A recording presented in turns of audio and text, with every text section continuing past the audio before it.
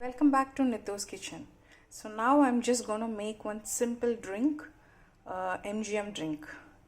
So one M is for mango, G is for ginger, and another M is for mint leaves.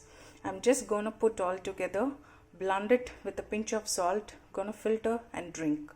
Just gonna watch. Mango is in. Next is a mint leaves. Everything is ready just to blend. Put some water, a pinch of salt, and I'm just gonna blend it. Lovely to see like this. So